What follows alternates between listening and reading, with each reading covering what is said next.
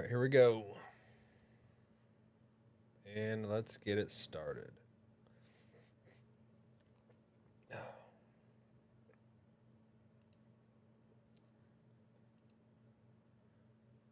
Okay. All right, we're on air. There we go. What's up, everyone? How y'all doing out there? Wanted to talk today about actually, if you all caught it, the interview that happened. I guess it was technically a conversation. That was how it was labeled. A conversation of, it was one for the ages, actually. It's one, I don't think you get it any better than this. Elon Musk and Donald Trump. Elon had him on his ground, his turf. Because, I mean, actually, the couple, building up to this, the last few years, it's, there's been a kind of a little bit of a battle back and forth between Trump and Elon, it seems like, because Trump created truth to, I mean, he was knocked off of Twitter. He was kicked out of Twitter, kicked out of the whole social media atmosphere and environment, and he created truth to be a platform that, hey, I guess if you own the joint, you don't get kicked off of it. So I think that's what he built and created. But Donald Trump is back on Twitter, which is now X. And he had an interview or a conversation with Elon yesterday, and honestly, it broke the internet. There are a lot of things that happened. I watched it. I guess it wasn't really much to watch. It was more of just listening. But I listened to it, most of it, pretty much all of it. Probably missed the last 15 minutes or so. But I think if you tuned in right when it was supposed to go live, it was supposed to go live at 8 p.m. Central or 8 p.m. Eastern, so 7 p.m. Central.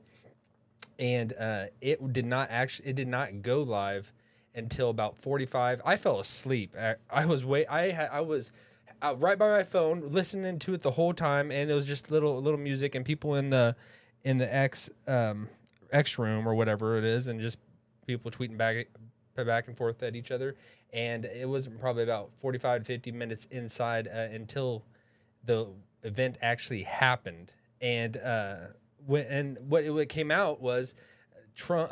It sounded like there had been a hack attempt that or some type of cyber attack against X, and so that was a contributor of the slow start. And so there's speculation whether that was a planned attack, if it was something to try to stop that event from happening, or if it was just people doing crazy stuff. I don't know. I don't know where I fall on that, but it stopped it for a while. But I think they got everything under control, and it ended up happening. It actually happened. This had been in the works for the past week or so, that was gonna them two in a room together. I don't think they were in a room together, but they were in a virtual room together talking. I'd never even seen Donald Trump and Elon Musk talk to each other. So I think everybody had just what's actually going to happen. And the last month or so, Elon has been more vocal about being backing up Trump and endorsing Trump and supporting Trump. I don't know how much he truly likes Trump. He probably does. But I think it's more so he is a little concerned about the other side kind of having the reins in this country, and Kamala Harris and that administration continuing, just because there's been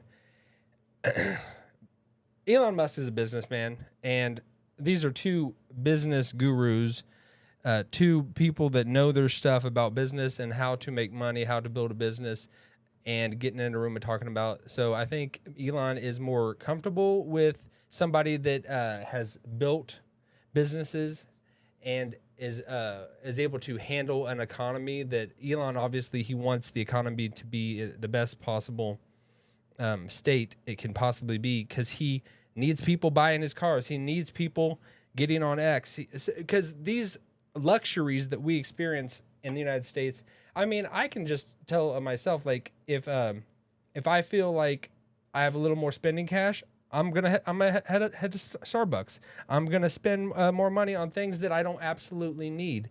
And I think that that is just how it is. If people have more cash in their pocket, they're going to be willing to uh, pump more money into the economy. So I think Elon Musk understands that. He understands that having someone at the helm running this country that knows what makes the stock market go up, what makes the stock market go down, what makes businesses thrive, what creates jobs, and not from the point of view of just a government position, seat in the government. And I think he sees that Donald Trump would, because it's not an unknown force of whether he could get in there and do it or not. I think whenever Donald Trump was in the running this country, that I think he proved that he could have a strong economy. It was in that point of my life, it was tough because things were almost too good, and I almost wanted to see the way that we were headed. It's like is things were just like when things are all that good and things are going like in that direction. It's almost I don't know how to even explain what I'm trying to say because I think it was the kind of the place of that I was working is during that time. Things were so good that people wanted so much stuff, and working in a transportation industry that I was at the time, and it was just crazy. It's like people wanted stuff and were buying so much stuff that it was just almost insane to keep up. And it's almost like, man, I almost can't do this, you know? And I think it was just me in a personal spot. Like this economy is going so crazy great that it was tough for me at that time, you know? That seems really weird and odd to say, but it's like when you're almost being worked to the bone and you can't keep up and you just want to be able to lift your head up. I think that time, it sounds like honestly really crazy when I actually say it out loud that almost that how good the economy felt at that time. I needed almost a breather. So it's like I was almost sadly in my heart of hearts rooting for Biden to win in 2020. Just saying that sounds so crazy. But I had hopes for Biden. I had hopes that whenever whenever he did step in, he had such a positive and unifying message when he took the reins. I thought, man, this could be good. It could be good. It could be a change of pace. It could be different than what we're used to, and I maybe even settle down the country because I really honestly even almost fear what is going to happen if Donald Trump wins, in the sense that I think it will get insanely crazy, but I don't know. I mean it just seems like there is that Trump derangement syndrome that happens, and it seems like people, I don't know. I try to be as even-heeled as possible. I guess balanced in my mind as possible, that I'm not just Donald Trump. Yeah, he's awesome, or anything like that. But there's things I definitely like about him, and there's things about him, that aren't so great. I guess it's just that factor that he is so overtly confident that it's almost borderline cocky that people cannot stand. But overall, it's just it's tough, and I don't know where y'all stand, because I think I try to myself be. He's good at some things, he's not good at some things, so it could go in either direction. But Elon having him on his platform and welcoming him back, and I'm sure Elon is thrilled that Donald Trump is back on X. It is on X. He's not really back on X. He's on X now. He's back on what was formerly Twitter, which he was, as a sitting president, he was kicked off of, which was insane when it happened. But I mean, just this is like, I think all of this got set in motion, a big portion of it because of Elon Musk, because Donald Trump lost his voice for like almost 2.5 years, where he was kicked out of everything, Facebook, YouTube, almost everything. You could not see him. He got kicked off the planet, and that's where he went and built Truth, his social media platform. And now that he's actually back and kind of in the limelight, is just kind of crazy in itself. but where it goes and where everything lands, I don't know. But he had him. Elon had him on the X yesterday, and it literally almost broke the internet. So it had that factor of the cyber attack that happened, but also I think maybe they didn't have the bandwidth to hold the people that were in the room. I got in the space early on, but then I just saw a lot of people couldn't get in there. But then nothing was really happening, and it was just a lot of just back and forth, and people just like, what's happening? Is it actually going to take place? It reminded me of the DeSantis whenever he announced his campaign, and he did it on X, and it kind of fell flat as well. But it ended up happening 45 to 50 minutes in, and then it was off to the races. They both did, I think, did pretty good. It was a pretty smooth, flowing conversation back and forth, and Elon wanted to kind of put it in the limelight, and kind of he wanted the thought of it to be more not an interview but to be a conversation, and that's how he kind of painted the whole picture. And I think it was that. I mean, you could definitely tell Trump he is alpha male. I mean, because he dominated the conversation at times. And I don't know if it's just he just talks and he just jumps in and he just took over the conversations at times. But I think Elon almost let him speak. He let him speak at a lot of times. I think there was times where Elon was trying to jump in and trying to ask something different or trying to steer it a little bit different than he did. But overall, I think they covered so many different points, so many different topics. And I heard that as in concurrent listeners, and at one time it reached to 1.3 million, and which is really crazy in that space. But also the amount of time that people listened was like really high. I think it was almost an average 45 minutes to an hour, which is really high to keep that people's attention. I stopped listening at a time. I got hungry and I had to eat. It was probably about 15 minutes left in the conversation, and I was just like, I've heard enough. But overall, it was really good. I think they went in so many different directions. I was locked in the whole time. It was not boring whatsoever. The whole conversation, where everything they talked about, it was really good overall. So it's as you can see, you can go to Twitter and X and see it, listen to it now. It's on YouTube. The whole conversation, maybe it's over an hour long. It might be 2 hours. Let me actually see if I can. I'll probably mess something up if I click into it. Who knows? But yeah, it was really good overall. And yeah, so Trump coming back on the platform. So he had not tweeted. So it's tweeted just sounds so much cooler. I mean, I like the name X, but tweeted it's so much different than posting. So, but I guess technically now it's posting. But he had not posted since he was arrested about a year ago, or whenever it was. Trump got his mugshot, and that's when the first time he posted on X since he was kicked off the platform in January of 2021. I guess it would have been 2021. Yeah. Whenever he was kicked off the platform. So, yeah. So he tweeted, and he tweeted his mugshot, but now since he came on back on X, and I hope he starts tweeting again. And I don't think it's ever going to be the same like it was. And it was almost cool that it was his tweeting.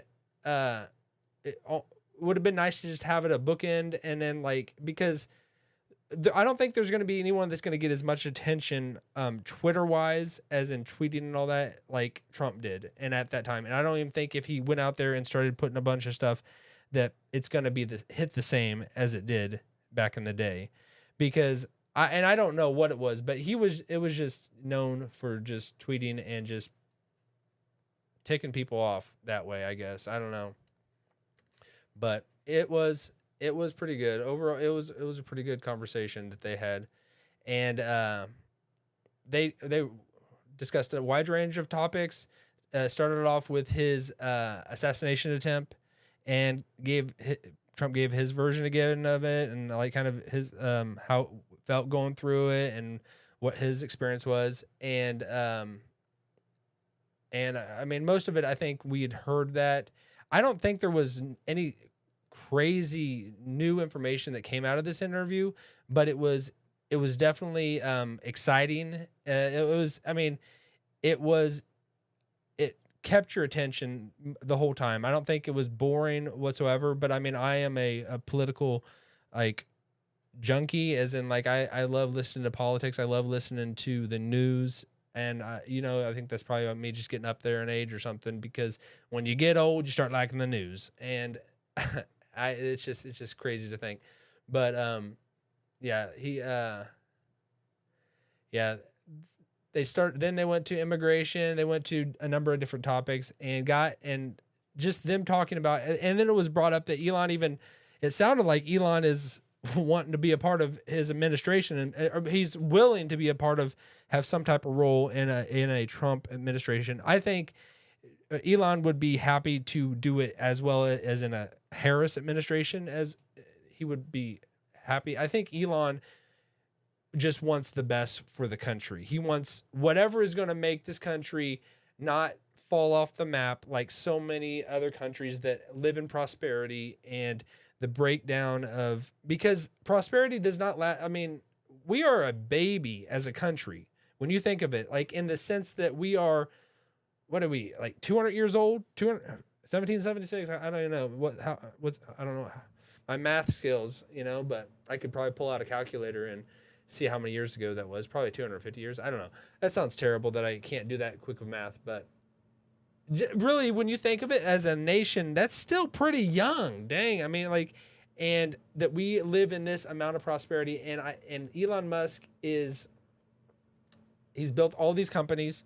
He knows what it takes to keep a company going, and he knows the battle that it is in an economy that is just, if you have a good economy, it's going to make it so much easier for good things to happen, and for his businesses that he runs. And I feel like the same way, because just doing stuff and being an entrepreneurial and trying to create and build, I almost see a lot more hope if the direction heads in the way of a Trump taking office, as opposed to, I would just almost see a higher hope of the direction and trajectory of our country. I mean, I'm obviously getting up there, and when you're getting older, it's like, well, I mean, like really it's almost, you got to think of it as in the terms of your children and your grandchildren. You can't really, when you're kind of getting older, I'm speaking like an old man, but it's like when you get older, you start just seeing like, I mean, how good things go for me. I only have like how much of a window left in my life, but it's like, I'm thinking about my children, or I think I want the best possible scenario and the direction that we're going to go. And I think that that's going to be a lot better and economically if we kind of go that way, as in Donald Trump and his administration taking the helm. But and also, I mean, hands down, like I don't think I could even consider not voting for Trump, in the sense that just the other side, it's just so crazy, as in it's just it's tough to say, but like just like abortion and everything like that, that is like I mean, if there's one thing to just in good conscience, I would almost have to not vote. I couldn't even think of almost pulling the lever for the left, because of how radical on abortion it is. It's and what Trump has done on that front, as in he put things in place so that Roe v. Wade was overturned, and I mean, the stars definitely aligned for him, and putting the justices that he was able to get on the bench, and that sounds so awful when you think about just the sad passing away you know, of, and I blanking on her name, but the one justice that passed away. But then also the other ones that kind of stepped down, and I don't, it's because it seemed like he put three justices on the bench, but I'm how all that went down. I don't remember. I just remember, and I'll probably kick myself for not remembering. It's Ruth Bader, yeah, Ruth Bader Ginsburg. It came to me. I didn't have to look it up. It came to me, and then the other ones. It seemed like he put three. I know he put Gorsuch and somebody else, but oh yeah, that Connie. I don't remember her name, but the most recent that he put in there. But either way, he put those in place, conservative justices. And I mean, when it comes to conservatism as opposed to liberalism, there's good things about both. I mean, I am liberal on some things. I'm conservative on others, it's, so, I mean, but when it comes to, as in the right for life and protecting life, I'm all the way conservative, if that is kind of this. I'm definitely fully pro-life, So, just that alone is probably the strongest point. But even like if if people aren't for that, it seems like here I go speaking out of both sides of my mouth. I think it seems his policy, Trump, he put in pro-life, kind of the direction that we're heading as a country, but then also him, if you see, he's not completely pro, like he does fall in line with the exceptions of abortion and all that, and